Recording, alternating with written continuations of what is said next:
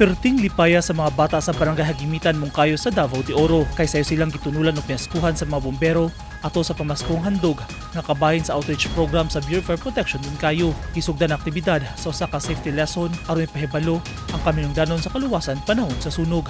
Gisundan sa sayaw, kantahan ug espesyal nga pagbisita sa mascot nga si Berong Bombero, dayon ang gift giving. Tunasay gitunol nga school supplies, hygiene kits ug malipayon nga pagsalusalo alang sa mga bata.